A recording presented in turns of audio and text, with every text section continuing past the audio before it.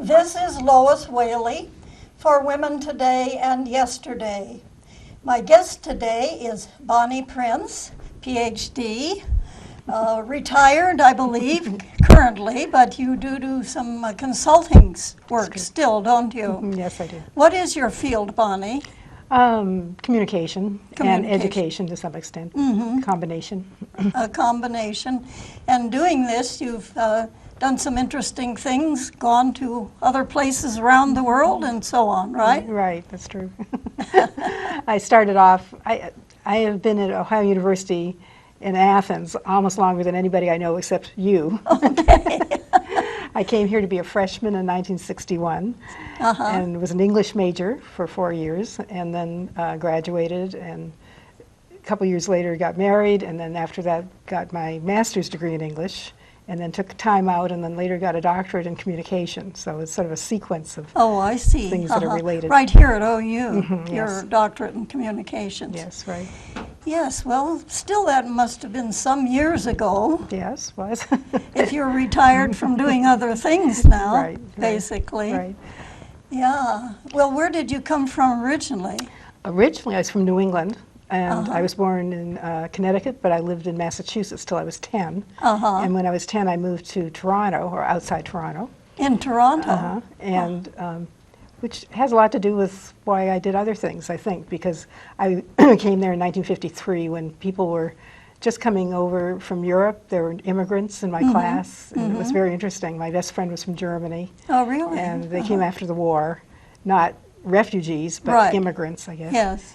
And so you went to like grade school and high school in Toronto? Yes, from 10 years old on. 10 years old on until you came here for to be a freshman. Your freshman year. Yeah, yes. Right. Well, very interestingly, just as a little side note, yesterday Bob and I went down to Huntington in West Virginia, and we were meeting with a couple who had taught. He had taught at the University of Toronto for 35 years. Wow, my goodness. Before moving to Marshall University in Huntington. Right. When that was maybe 15 years ago. So he was up in Toronto maybe at the very time you were there. Who maybe knows? Was, yeah. Yes. Right. Yeah. So it's a small world, as they say. It It's is. a small world.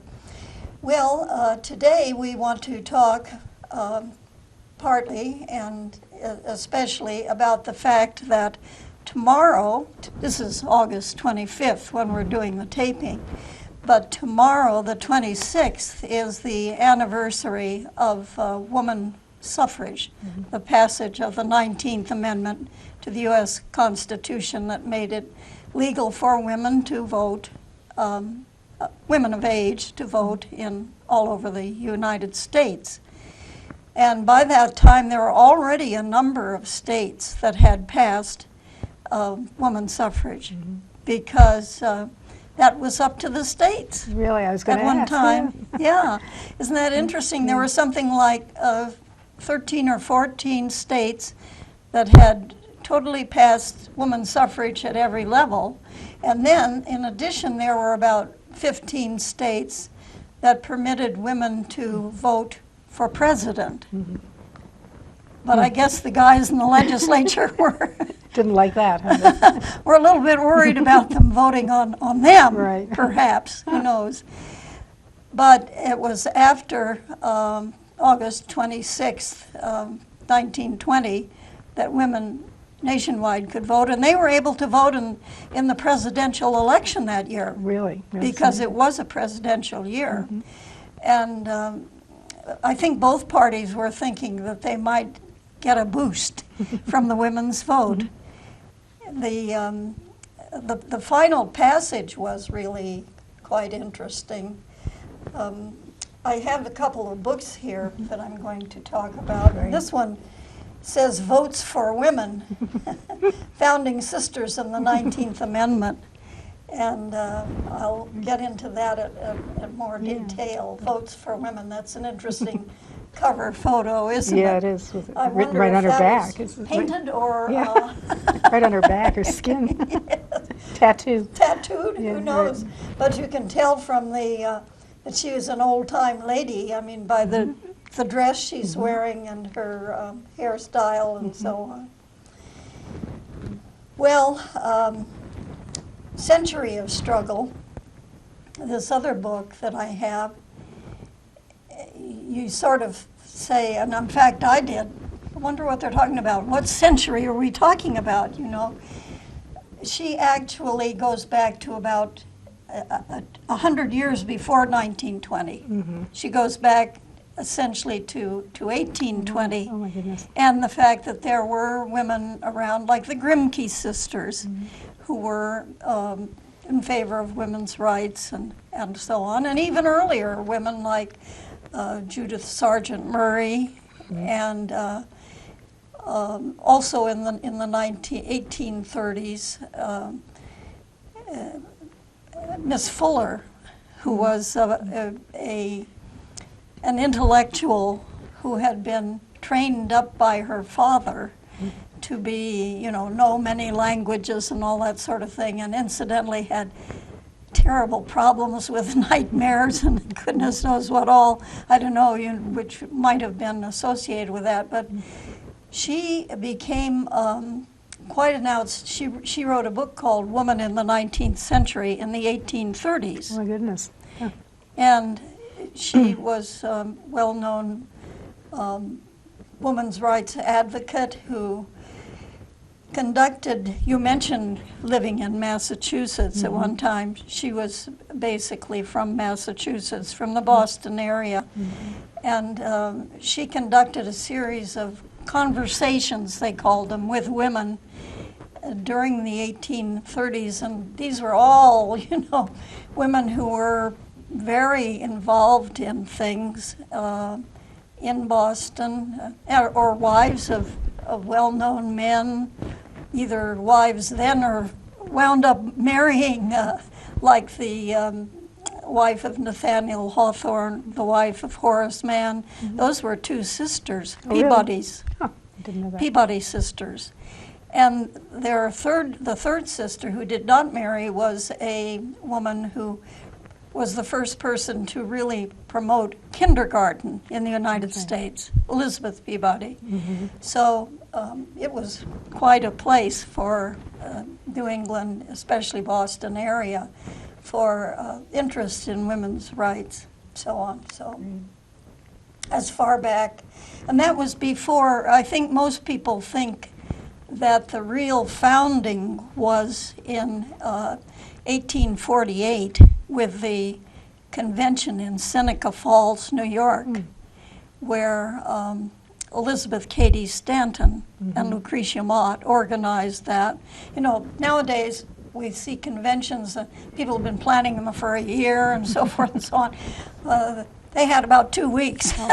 They said, because they had met almost 10 years earlier and complained in London about the fate of women and so forth, and they just Lucretia Mott happened to be visiting in New York where Elizabeth Cady Stanton was living, and they said, well, we were talking about doing something. So in 2 weeks' time they set up this, they put it in the weekly paper. Wow. There will be this meeting, and it was in July of 1848, and a lot of women came. Really? How many do you think were there? Well, there were several hundred women who came, and some men too, for that matter. And, they were meeting in a little church in Seneca Falls, and a lot of the people couldn't actually get into the church. They were standing around outside and so on. People came by wagon and what all. And there was one young woman who was a teenager in 1848 who actually lived to vote in 1920. Really? Oh, God. But only one. Yeah. She was over 90. Yeah, she'd have to be pretty old. She would have had, because it was 72 years from Seneca Falls until the passage of the 19th Amendment. Wow. Oh, what a And interesting people story. like Susan B. Anthony and Elizabeth Cady Stanton had worked for years and years and years, and it didn't happen in their lifetimes. So. It's too bad, yeah. Anyway, A Century of Struggle is a very interesting book, which actually was it was published in 1959, which would have been, you know, almost 40 years after the passage of women's suffrage. And one of the things that Eleanor Flexner points out is that things just sort of cooled down once they got the vote, you know. Yeah, that was... Women went out, most of the ones who had worked for suffrage did do their voting, but they didn't really get that involved in politics and so on. Yeah. And that was kind of a low spot in 59. Yeah. I think we've learned they come in waves. They don't just come in an even climb. There's ups and downs. I mean, look at the civil rights legislation, and civil been rights, reversed in the last few years, couple of years. You know, right, and civil rights burst on the scene in the 1960s, and so did women's rights. Yeah. Well, I know that you were very involved, really, with the civil rights struggle back in the 1960s. Yeah, I had heard about the Mississippi Summer Volunteer Project. Mississippi Summer, well, that was 1964. 64, right. 1964. Right. And you went to the Mississippi Summer? Yeah, and I had heard about it, and I thought, well, this is interesting. I'd like to know more. And there was a group going down from Athens who were going to go down. The man that became my husband eventually, and another man in Athens were driving down to take photographs they were students in still photography, photojournalism, and they wanted something more interesting to take than just pictures around Athens, so they went all the way to Mississippi to get some pictures. And while they were doing that, they brought gifts and donated clothes and food and so forth down to Mississippi. And I didn't know him at first, and then we took a trip together, before I even knew him, all the way to Atlanta, where the Student Nonviolent Coordinating Committee was having its SNCC, as they called it. Yes. Great acronym. Yes. So they had their spring convention or conference there, and I was surrounded by black people, and up in Athens I knew black people, but I did not, I was comfortable with them, but I knew them as northern black people and Ohio University students. When I got down there, it was a totally different culture. Southern. Yeah, Southern, and I didn't understand because of their accent, and then they had a whole different lifestyle in terms of what they were doing with the civil rights movement. It was a very intensive thing. And I remember one black man coming to me saying, we don't want you down here necessarily. This is not your thing. And I thought, you're right, I don't want to. And then with David, we went over to where he and the other person had been delivering clothes to Mississippi, which was another day's drive, I guess, across westward. And it was some of the worst poverty I have ever seen. It was terrible. The poverty, yes. And suddenly I realized it doesn't matter if it's black or white or anything else or who I am. This is where I should be doing something. So poor whites, poor blacks, and a big difference. Yeah. Except that 9/10 of the reason that they were in such poverty was because they were blacks. I mean, it wasn't as though that was a separate situation, but it really came through. And by the end of that week, I knew I would go back down during the summer. So I came back to OU and then went down, and David did too. He was a still photographer in a very small group of about 5 photographers that went mostly around Mississippi and also to Alabama to shoot the big events going on, little events too, of the civil rights issues, the hot things that were going on. I stayed in one corner of Mississippi and helped run a little freedom school, and we did voter registration drives and stuff like that. Registration, yeah. But so then when we came back, because at the end of the summer, it was very intensive. I decided not to stay. I'd come back and finish my bachelor's degree, and so I did. So that was interesting to see that. Yes, well, it was a rather unique experience, I'm sure, And because that was the summer that there were assassination of the two... Yeah, the 3 civil rights workers. 2 white civil rights workers and a black native of Mississippi. Right. David became really close to but he got to know the younger brother of the black guy that got killed, Oh, Ben Cheney. I and, see. Was with him for a couple of weeks during that period, and also at the funeral and everything. Well, so. they didn't actually find them for some time. I mean, No. they disappeared in June, and Right. the bodies were discovered in Right. an earthen dam, and Yeah. a couple of months later, Yeah, actually. yeah, right. So those were intense times, but Yes. it retained an interest in that. But then actually I finally graduated from Ohio University and went on to work at Hocking College for many years, first as a regular English teacher, and then later on I became a dean and worked with students who had different types of barriers to coming into the college. We found grants and we found funding and separate situations to make sure that they could come in. So there were students with really low income, or students with disabilities, or students with just different types of circumstances that made it hard to come to college or stay there.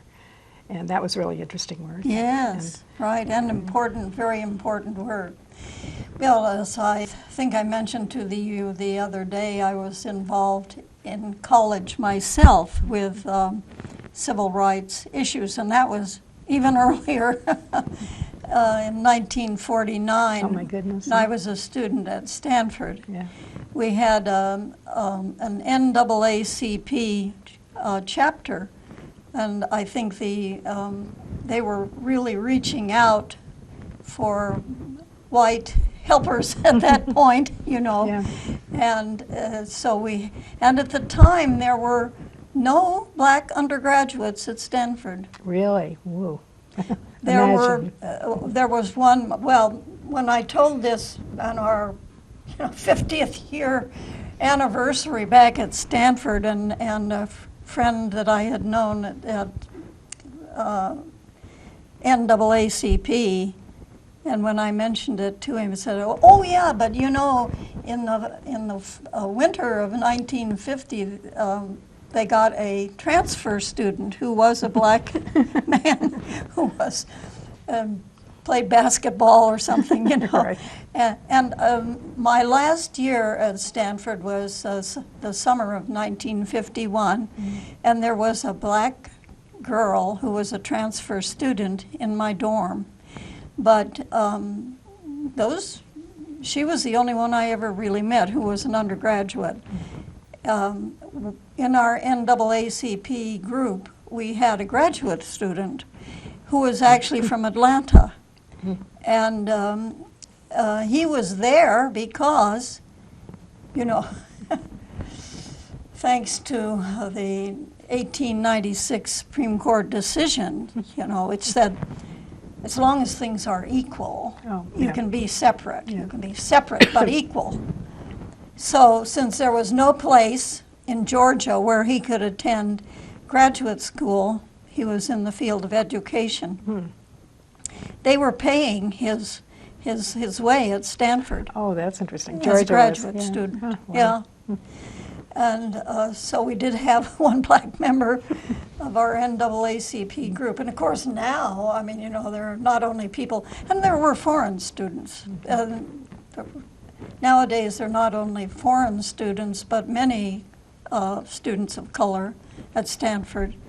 But in 1951, I remember going with my friend who'd gotten me involved and interested in NAACP, who happened to live in the same dorm.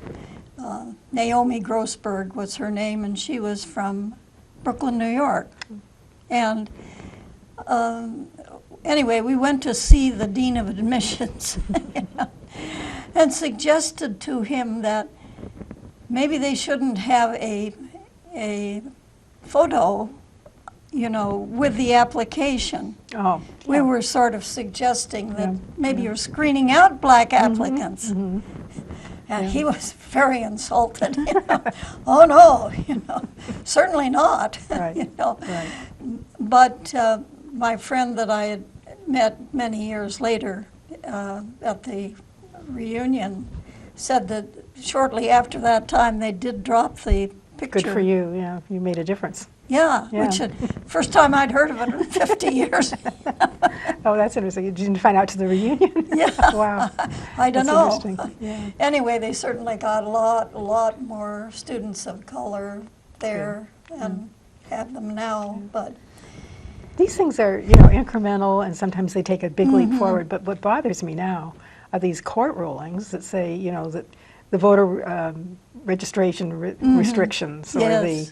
the where all kinds of restrictions that are going on right now, and they're getting away with it, and then they can sort of recede, and then it comes forward. I've heard you say you worked with voter registration. I've heard that if black people went up to register to vote, they were often asked to do something that they really weren't able to do. Yeah, like a reading test or memory of history or something like that, Things that were harder than they were asking. And the white people wouldn't have been The asked. white people didn't have to Right. meet the same standard. Yeah. And so they say, oh, well, sorry, you can't recite the preface to the Constitution That's from memory, so I can't know. register you to vote. I know. Yeah, It's right. Well, those were the days. yeah. And even now, restricting advanced voting, even Yes. in Ohio, or restricting the the way things are put on the ballot. I mean, a lot of things are still going on, but they're more subtle. I don't think they're overtly, you're a black person, you can't do Right. this, but it's the neighborhoods or the times or Yes. places and so forth that are. Well, you have to be aware of deadlines and so on, Yeah, and yeah. this being an important voting year. I mean, Yes. every day on TV we are seeing Mr. Trump or Mrs. Clinton and a lot of other Yeah, politicking going I on. know. So you want to make sure you can Yeah. vote.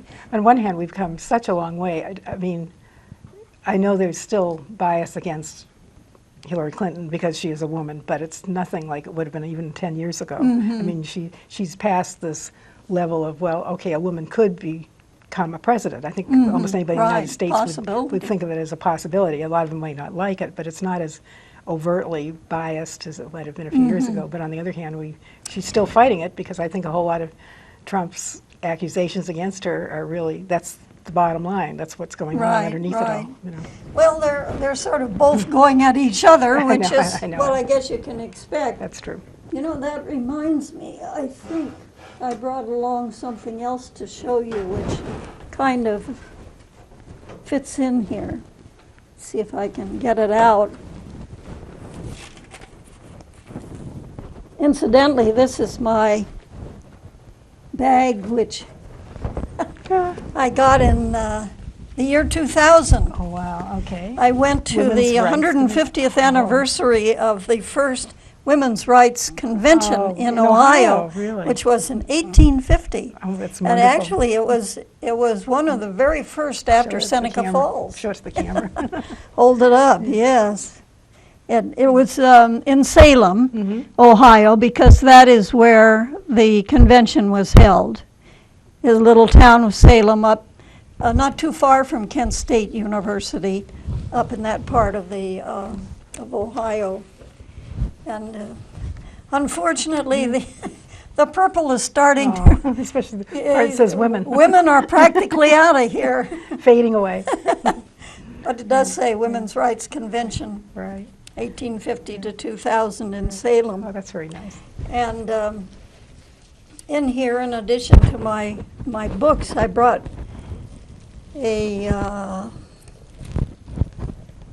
my sash, which I've worn on a couple of occasions. Like the occasion when I got this. Look at this. Wow.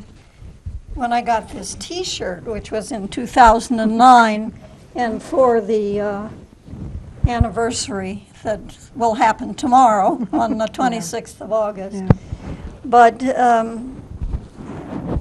this has a lot of Oh, look at this. Isn't that fascinating? things from the. What a wonderful thing. Oh, this is I put it together in 2009, actually. It's a treasure. So you see that there are buttons from all Right. over.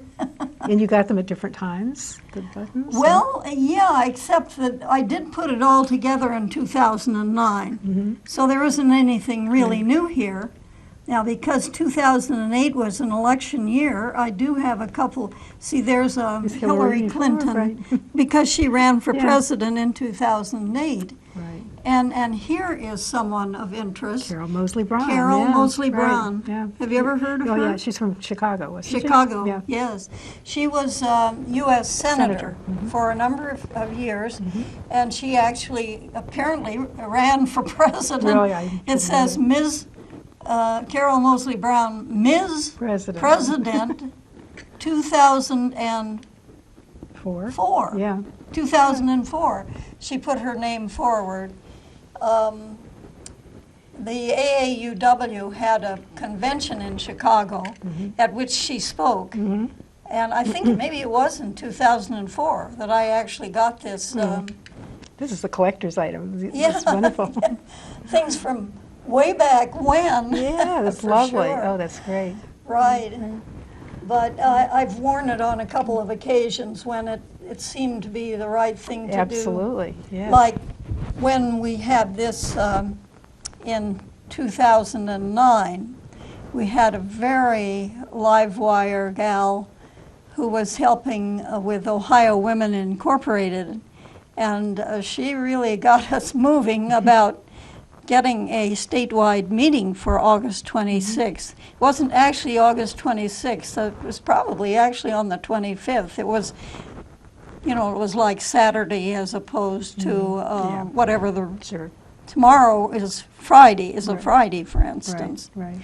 But, and she had these T-shirts made up, and we, as it turns out, we've still got plenty of T-shirts. Start giving them away now, Yeah. right? Or selling them. And You can it sell does them. say Ohio Right. Women's Yeah. Huh. Equality Day. Right.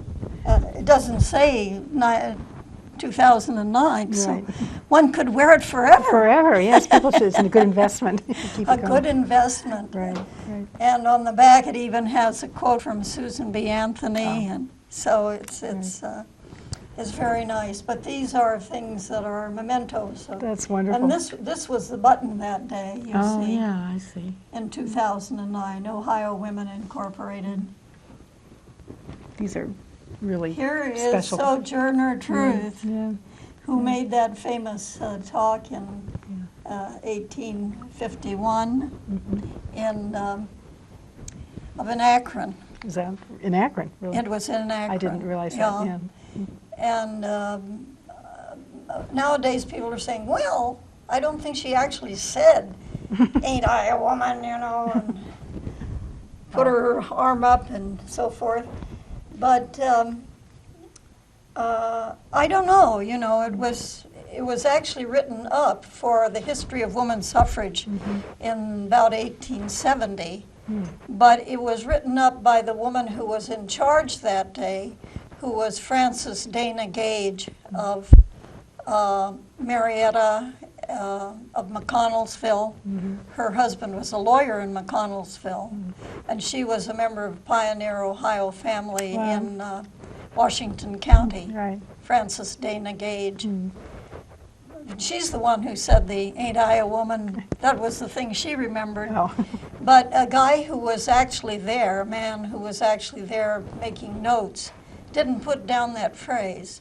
He did mention a number of things that she said that were also reported in Frances Dana Gage's account. Oh. But I don't know, maybe she didn't, maybe Right. she didn't. Didn't have video camera in those days. No video camera, right. No, that's what you're saying. But apparently it was a very successful meeting. I mean, the men had come in and were sort of saying, Well, was humbug." Ohio one of the states that did allow women to vote even before the national? Well, it was, see, the one in Salem in 1850 was the first one in Ohio. Okay. And this one in Akron in the spring of 1851 was the second Okay. women's rights convention in Ohio. And actually, Ohio was in the process of adopting a new constitution. which is basically still with us. Oh, really? The 1851 Constitution has been amended a number of times, but it's still the basic one, and they've never had another constitutional convention, you know, to change everything or anything like that. So that was one of the things that Francis Dana Gage suggested, that it would be very simple to change the Constitution of Ohio in just 2 ways. And one was to leave out male voter. Instead of saying male voters, Right. you know, Yeah, right. just forget about male, just you say know, voters. citizens of the Yeah. United States, you know, Good. instead of male citizens Yeah. of the United Yeah. States. And so there were very simple things, changes that could be made, Right. but they were not adopted. Yeah. They were not adopted. Right. So Right. that Oh, was this is another missed Missed opportunity. Yeah. missed Yeah. opportunity. Wow. But there are, you know, different ones, and I have more on the other side here, Oh, really? which they're more generic perhaps than the ones that show. Although there's Alice Paul. There's Alice Paul, who was the head of the National Women's Party. Oh, huh. And after the death of Elizabeth Cady Stanton and Susan B. Anthony, which occurred in the first decade of the 20th century, more determined and more extreme, perhaps, people came to the fore, including Alice Paul of the Women's National Party, Right. National Women's Party. And one of the interesting things is that the place where she lived in Washington, D.C., and that was the headquarters of the National Women's Party, has just recently become one of the latest, one of the newest national monuments, Oh, goodness. which was proclaimed by President Obama earlier this year, the Belmont House on Capitol Hill. So it's now an official monument. Right. And it's been like a museum for a number of years. But Alice Paul actually lived there from 1929 to her death in 1972. She lived there for many, many years. Wow. Well, we all, you know so much of the history of this, and I don't, but you become aware that there's so many people that Yes. you work, I do, and you do what you do now because Right. they made it possible. Yes, yes. I'm not. Well, that's the reason I'm so interested in history, Yeah, is that yeah. these people were real people, Yeah. you know? Yeah. Yeah. Real people. And Yeah, it's right. so many people just can't think of someone from long ago as being Right. a real Yeah, person. right. When I've worked in Africa a couple of times, In Africa. yeah, in several different countries, and usually short-term things. And I was on the periphery of projects, helping evaluate them or interviewing teachers, things like that. But the projects themselves were mostly to do with bringing new models of education into the schools, or sometimes money into the schools. And that was really interesting. But a couple of times I got to meet people that were actually the founding people of their new country. Yes, They were the people. Founding mothers and fathers. Yeah, mostly fathers. But Yes. it was very interesting that they Yes. had, and they had fought in their civil wars Yes. against their dictatorships or their Right. repressive governments. And then they were starting to replace them and become in. It's not a smooth sailing thing. A lot of times there's ups and downs in those countries. Right. But I met a couple of people who actually, you wouldn't know the names if I told them to you, but they were people that would be very important in those countries to have been Right. and Well, that's one of the changes that we've had, particularly since World War II, is the sort of the end of European colonialism. right. I mean, it got started earlier, as I pointed out, the Spanish-American War wound up with us in the United States taking over parts of the Spanish Empire, like Puerto Rico Yeah. and the Philippines. And we also played a big role in Cuba, so that Cuba became free, but very much under U.S. tutelage for quite a long time, actually, Cuba was. But most of the European colonialism really ended after the Second World War. India got its independence, although it's still a member of the Commonwealth, but it had been ruled by the English for several hundred years, really, and so that, and Vietnam, for that matter, I mean, which was French. The French had taken over there in the 19th century, and but probably one of the places, other than the Middle East, which is totally, as you know, in the upheaval stage right now. But before that, and even ongoing, several African countries moved out of their colonialism into modern governments. It's difficult for them still, but they have modern governments, and there's a lot of people. I met people that had fought in those wars and now are trying to come back as, living in a middle-class life with a family, and it's a huge transition for that. My husband and I were in England in 1956. Okay. He was a student at Oxford, and I was teaching American servicemen who needed more basic education. And so we were foreign students, of course, in England, and most of the people we knew were other foreign students, including people from India and Africa. And I think it was while we were still there that the Gold Coast became Ghana. And it was one of the first of the African colonies to gain independence.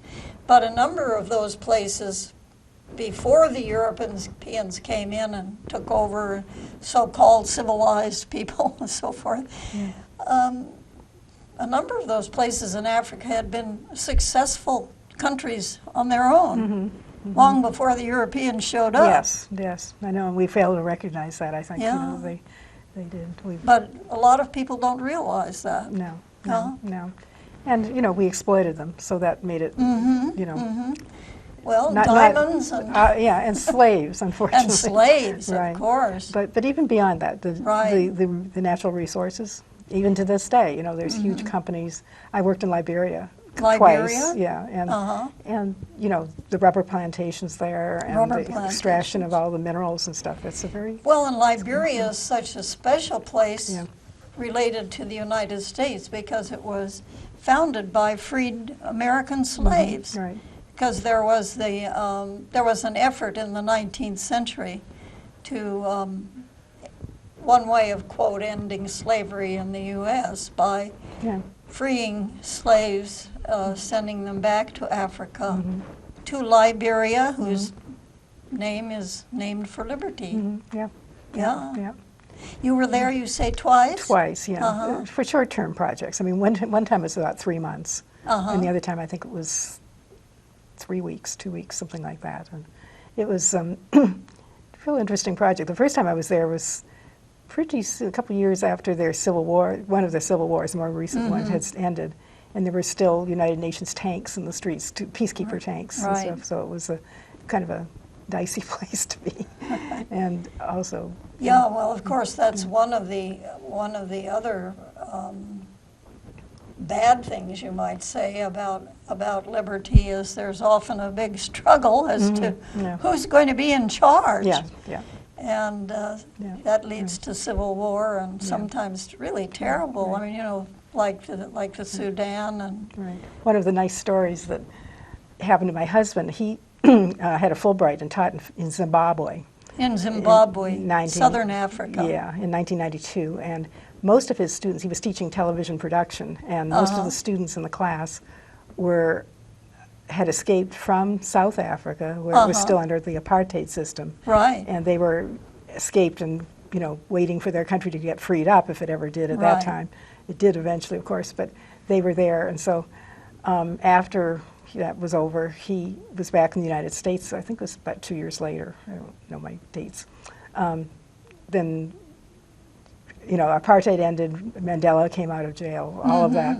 And then there was their first election. And when David was teaching television, he was promised that there'd be all kinds of television equipment when he got there. Well, there was no television equipment, there was none. So they made it up as they went along. They pretended they were making videos, and they talked and talked and talked. But that led to discussions about the politics of what you shoot for journalism or for movies, how this, the dangers and the pluses of who you shoot and what you shoot and everything like that, and so, in terms of movies, now I'm shooting movies.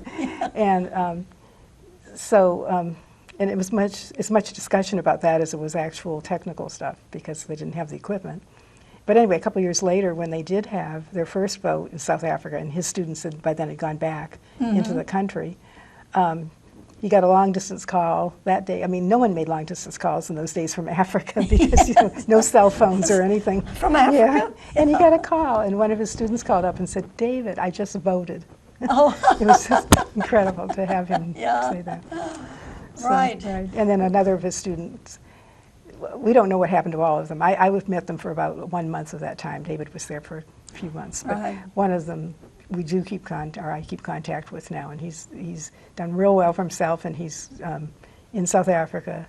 And it's, he was one of the early ones that rebelled and got back, and then he came back, and now he's got, a family and a good life, and is doing well. So, well, South Africa, as you mentioned, is now different. In fact, but I think they've recently had some sort of flare-up again about problems. But we forget that it also birthed the Indian independence movement, because Gandhi went to South Africa from India as an English-trained lawyer. Yeah.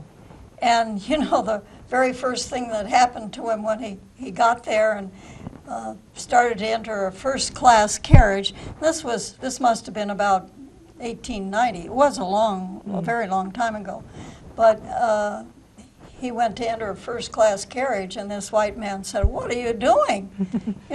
You are an Indian, obviously." There were a lot of Indians in that part of Africa at the time, and he said, "You can't ride in the first-class carriage." But this is my ticket, I've got this ticket that says I can ride in a first-class carriage. And this man said, "Absolutely not," pushed him off and all this sort of thing. And he almost, for the first time, realized how bad race prejudice could be. Yeah. I think your first awareness, anyone's first awareness of that is just when we went to Mississippi that time. Right. The first time.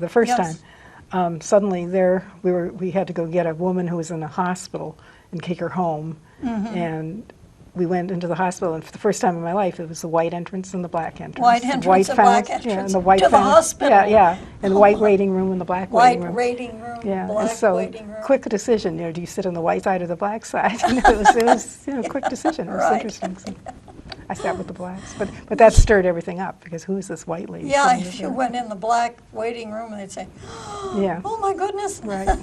Right. Well, I even remember a small incident like that. In 1955, I taught in Kentucky, and that was just the year after the Brown versus Board of Education Supreme Court saying, segregation was inherently unequal, which it is. On the other hand, there are a lot of people who, purposefully for themselves segregate themselves among their people who look more like them or whatever. But anyway, going to Kentucky and seeing for the first time colored drinking fountains and white drinking fountains, which they had in those days in Kentucky, where I was teaching. Bob was at the Fort Knox, which is fairly close to Louisville, just down the river about 20, 30 miles from Louisville. Fort Knox, the famous place where all the gold is stored. The gold, yes. And so on. Yeah, well, there have been plenty of opportunities for, in our own lifetimes, for seeing problems, social problems, Right. problems that women have. In fact, the other day, when I made the announcement about Women's Equality Day being Friday, August 26th, one of the men said, "Women's equality?" I thought they weren't really that equal. Oh, I said, well, I'm talking about voting, you know. Right. They have been equal by law since 1920. But maybe there are other things like Right. the glass ceiling and, Sure. Yeah. you know, so women's equality is, Right. I'm afraid, not still with us No. really yet. But, No, it's but anyway, this Votes for Women book gives a description of this, why August 26th is Women's Equality Day. And what happened was that in 1919, the Congress finally passed, after World War I, Congress finally passed women's suffrage. And then, of course, it had to go to each of the states, Right. because the American Constitution says that 3/4 of the states must ratify Right. an amendment. that's always such a And long that's a process. hard thing to get to. We didn't get to it with the Equal Rights Amendment in No. 1982, No. for instance. And it was a sort of a similar situation there. They were down in the summer of 1920. There were very few states. A couple of states had already turned it down. You know, a number of states, especially southern states, had turned it down. But there was this possibility in Tennessee. And they had a special election, pardon me, they had a special legislative session called in early August of 1920 in Tennessee. And the governor was a Democrat, and the Democrats were pressing for that. For that matter, the Republicans had a women's suffrage plank in their platform that year, too. Both parties were thinking maybe we'll even have women voting in November of 1920, which did happen. And the reason it happened was that Tennessee did pass. Oh, wow. But it was the biggest cliffhanger. right. In fact, Carrie Chapman Catt, who was founder later of the League of Women Voters, but she had worked for years. She had been a friend and protege of Susan B. Anthony in the 1890s, and so Wow. she had worked for 30 years for suffrage herself. But she was there. She went there with an overnight case because she thought she was just going to go there long enough to sort of stir up the troops, because there was a group of women, you know, quite active in Tennessee in favor of women's suffrage, as well as ones against it, okay? And she stayed for almost 2 months with her overnight case because it became such a cliffhanger. And in fact, the night before the special session opened on August 9th, she said she saw something she had never seen in 30 years, and that was that opponents of suffrage were plying men with drink. Oh. And all these legislators were staggering around. You know. They had been visiting rooms where they could get So liquor. they didn't know how they were voting. They just Yeah, but they were being, quote, lobbied, so to speak, with all this drink. And she had never seen anything like that Oh, wow. before. So That's interesting. she thought, uh-oh. Yeah, right. And it turned out to be a very close vote. In fact, it was a tie. It was a tie vote in August 18th, 48 to 48. Whoa. And finally, one of the suffrage leaders, one of the governor's buddies, and the governor was kind of pressing him, you know, they were both Democrats, I guess, to vote for. And one of the others who had voted against, a young man, because all his constituents were saying, don't vote for women's suffrage, for heaven's sakes, you know. But he got a letter from his mother, Oh. and the mother said, be a good boy and vote for Women Suffrage. Good. Put the rat in ratification Oh, and right. support Mrs. Cat. That's neat. That's a neat story. That's quite a That's good, story. right. So his name was Harry Byrne, and he was from the hills of Tennessee. But his mother was a well-educated woman who had graduated from college and took 4 newspapers, and things like that. And so he said, well, it's always a good idea for a son to listen to his mother. That's right. So he voted for it, and it passed 50 to 48, something like Right, that. yeah. So, Wow. What a yeah, it was a story. real cliffhanger, but Yeah, yeah. they did send the message to Washington, the Right. certified message by the state Secretary of State of Tennessee and so on, saying that it had passed. Right. And so August 26th was the date that it got to Washington, D.C. Mm-hmm. And actually, when Mrs. Cat saw what was happening, I mean, as soon as she saw that they really voted for it, she got on the train. She headed back for D.C. She thought she'd be there in time to witness the signing, by the Secretary of State. But it got there sort of in the middle of the night, and the current Secretary of State of the U.S. decided, well, we're having so much fuss about this, I'm just not going to have a big signing ceremony. So he signed it in the middle of the night Oh. and took it down to the Capitol in the morning or Wow. whatever. But so it was an interesting thing. She got there at 8 o'clock in the morning to find out that he had already signed Already it. signed. Oh. She wasn't able to Witness. glory in Yeah, it, so yeah. to speak. Oh, that's too bad. But I think, I haven't worked directly in any of the projects to bring democracy to other countries, but there was one little piece of that. I worked in Qatar for about almost a year. and that's on the Arabian Peninsula. Right, just part of Saudi Arabia, just south of Saudi Arabia, Uh-huh. but it's a separate country. It's the tiniest little country, and Yeah. it's got a sheikh and a sheikha. It's not a.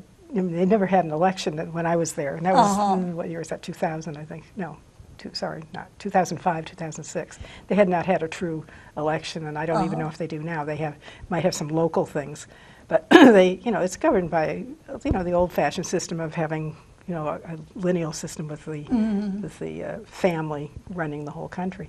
But what they had, our project was to bring Western models of education to children by way of training teachers and training school principals and so forth. We weren't training children per se, but the school teachers that were there were under some training from our people, so that was an interesting thing. But one of the projects, and this didn't come from us, there were 4 or 5 countries doing these kinds of projects with the different schools, and one was a group from England, and they were sort of in charge of the curriculum, so they decided that these schools needed school boards, and they needed elected school boards. Elected school boards, Right, yeah. I know. The country never had an election Yeah, anyway. right. So why do you need an elected school board when you can barely understand it? But so it's my job, among a couple of other people, to try to help the school, the people in charge of the schools, almost like charter schools, help them understand that they would have to have elected school boards. And I did everything. I drew pictures on the paper, I drew up language, I wrote it up, and tried to talk this one man into it. And he listened, and he just couldn't understand it. It was just beyond him. And finally he said, okay, if they do that, but I'll change it if I don't like it. Yeah, right. So I don't know what they find. Well, interestingly, the first women's suffrage in Ohio, the first thing they ever did along that line, in the 1890s, the legislature passed a law that women could serve on school boards and women could vote for school board members. Okay. And so, immediately in 1894, there were 2 women here in Athens who ran for the school board. Oh, good. And were elected, and they were the first women on the school board in Athens. But something like that happened across the country. That it was coming gradually. Yeah. It was coming gradually, but a little too gradually, Right, right. and a lot of places had didn't look like it was going to come at all until there was the federal amendment in 1920, which permitted women citizens to vote. Right. Yeah. So it's... Were there any literacy tests or other things like that for women, like there have been for blacks? I can't remember hearing that there were. Of course, nowadays they talk so much about the importance of picture ID and so on, Yeah. in spite of the fact that, someone said, well, do you know, in the last 15 years there have been 100 cases of voter fraud? I know. People say, oh, horrors. What they don't realize is that there have been billions of votes Yeah, I know. in which there was no voter fraud at all It's in such a this contrived country. issue, yes. I know. It's just outrageous, really, I know. because the people are trained. I've been in the past, I've been an election board official, and you have very strict regulations. You have to watch the person sign. Signature has to match the signature that's on your list. Yeah, I know. It's not like people just walk in and vote. I know. It's all quite closely regulated. I think it's done as much to intimidate people as it is to really honestly try to find a flaw. Right, I mean, it is. Because it keeps young people, old people, poor people away from voting. Yeah. And that's the bad thing about it. Yeah. Well, anyway, we've had an interesting It's nice to session talk to you. talking about my books here too, Eleanor Clift and Founding Sisters and the 19th Amendment. She was the one that had all these stories about Tennessee and so on. She's still on television a lot, isn't she? I see her now and then. Oh, yeah, she's still around. She's very good. Century of Struggle from '59. This is still such a basic book, really, really important. And my third book is called The Feminist Papers, and it has Abigail Adams, my gal, who says, "Remember the ladies," and by Alice Rossi. These are sort of traditional, really very good books if anyone wants to find out more about women's suffrage. And thank you so much for sharing all your things. This is very interesting, and telling us about your interesting places down south and around the world. You have good luck tomorrow. Are you going to some event at OU tomorrow? I don't know whether there is an event, but I'm planning to stop by the Women's Center, which is on the 4th floor of and I have a poster which I think maybe they would like to use. So I'm going to stop by there tomorrow and that's really nice. So it was 1919 that happened? 1920? The 1920, the passage of women's suffrage, right. 96 years ago. We haven't quite hit the 100 year yet, but it's getting close to 100 years. Yeah. So it's getting close to 100 years, right. Yeah. This is Lois Whaley, and I want to thank Bonnie Prince again for being my guest today. Thank you. For Women Today and Yesterday.